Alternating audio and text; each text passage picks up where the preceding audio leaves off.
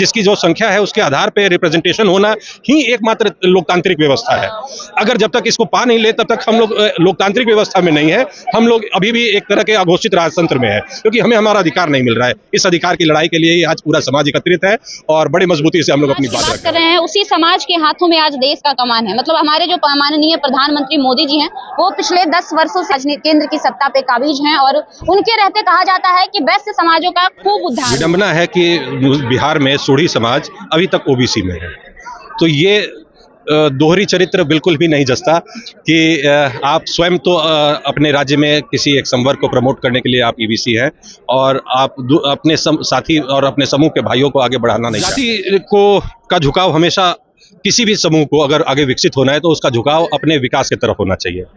किसी एक दल से ज्यादा जो दल हमें सम्मान देगा हम उसके साथ रहेंगे। जब अभी तक जिस दल ने हमें साथ दिया है, जिस दल ने हमें सम्मान दिया है, तारापुर में हो, तिरहुत स्नातक में हो, सभी उस समय हमारी जाति मजबूती से दल के साथ खड़ी रही है।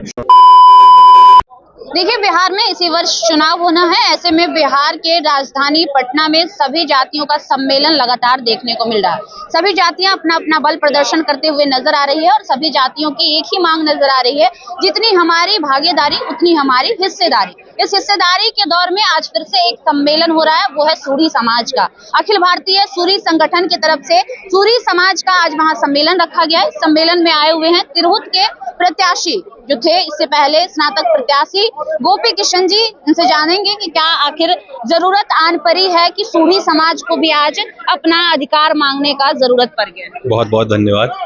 आज जो ये जनसैलाब यहाँ उमड़ के आई है, ये हमारी अपेक्षाओं और आकांक्षाओं को दर्शाता है और हमारी मनोदशा और हमारी परिस्थिति को दर्शाता है। समाज में व्यापार मुख्य पेशा हुआ करता था, फिर धीरे धीरे व्यापार छिनता गया, बच्चे नौकरी में आने लगे, हम लोग का अधिकार हम लोग तक रहा नहीं, आर्थिक रूप से भी दुर्बलता आती रही और विभिन्न राज्यों में हमारे जाति संवर्ग को अति पिछड़ा में शामिल किया गया है।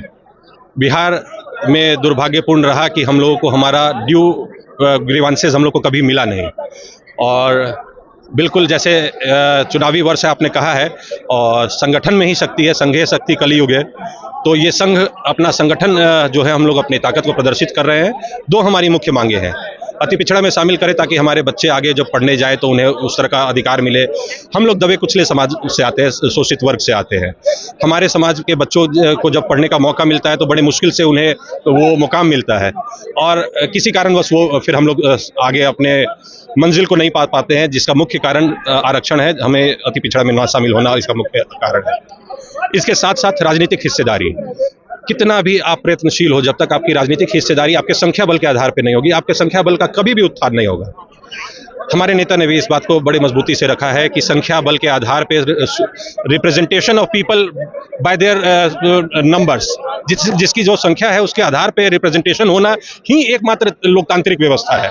अगर जब तक इसको पा नहीं ले तब तक हम लोग लोकतांत्रिक व्यवस्था में नहीं है, हम लोग अभी भी एक तरह के अघोषित राजतंत्र में है, क्योंकि हमें हमारा अधिकार नहीं मिल रहा है। इस अधिकार की लड़ाई के लिए ही आज पूरा समाज एकत्रित है और बड़ी मजबूती से हम लोग अपनी बात रख रहे हैं। गोपी जी, ये बहुत अजीब नहीं लग रहा सुनने में कि आप जिस समाज की बात कर रहे हैं उसी समाज के हाथों में आज देश का कमान है। मतलब हमारे जो माननीय प्रधानमंत्री मोदी जी हैं, वो पिछले 10 वर्षों से केंद्र की सत्ता पे काबिज हैं और उनके रहते कहा जाता है कि वैश्य समाजों का खूब उद्धार हुआ है। मैं आपको थोड़ा सा समय में पीछे ले जाना चाहता हूँ।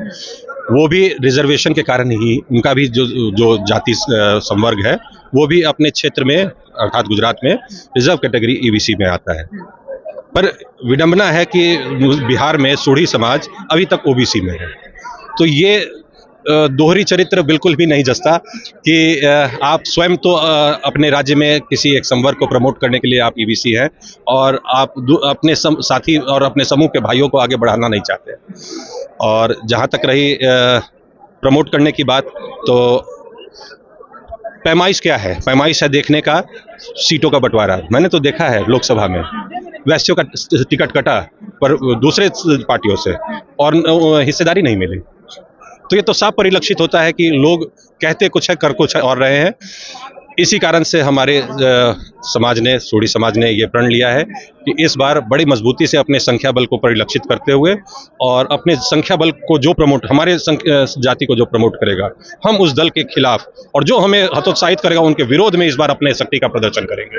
विरोध में भी क्या करेंगे। अपेक्षाएं रखते हैं, किस और झुकाव होगा आपके जाति के लोगों का? जाति का झुकाव हमेशा, किसी भी समूह को अगर आगे विकसित होना है तो उसका झुकाव अपने विकास की तरफ होना चाहिए।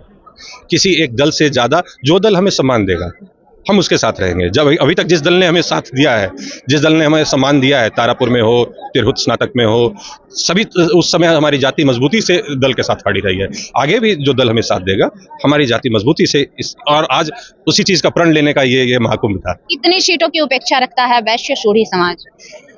सीट की गणना करना एक अलग पैमाइश होता है, क्योंकि सभी संगठनों में तालमेल होता है, गठबंधन होता है, सीट शेयरिंग होता है, पर एक सम्मानजनक सीट होना चाहिए। हमारे संगठन इस पे एक विचार विमर्श करके जो हमारे बाहुलता के क्षेत्र हैं उसमें हमें हमारा प्रतिनिधित्व करने का अधिकार हमारे दल के, किसी भी दल के द्वारा मिलना चाहिए। जो दल हमें अपना प्रतिनिधित्व करने का अधिकार देगा, हमारा समूह मजबूती से सिर्फ उसी क्षेत्र में नहीं पूरे बिहार में उनके साथ रहेगा।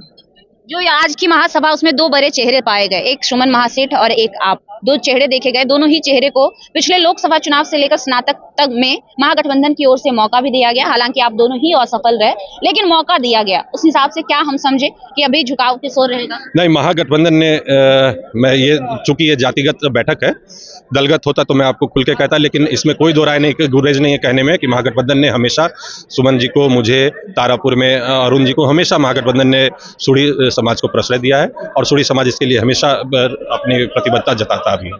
और बड़ी मजबूती से संपूर्ण वैश्य, जो एक परसेप्शन बना दिया गया है कि वैश्य किसी एक विशेष के पॉकेट की पार्टी है, बीजेपी की कोर वोटर कहे जाते हैं, ये एक मात्र भ्रम की स्थिति है, ऐसा कुछ है नहीं। बड़े मजबूती से वैश्य और सूढ़ी समाज हमारे महागठबंधन के साथ है और आने वाले समय में जो भी दल हमें मजबूती से हमारा प्रतिनिधित्व का अधिकार देगा, हमारे संपूर्ण समाज उसके साथ तन, मन और धन से खड़े रहेंगे। चलिए, बहुत बहुत शुक्रिया।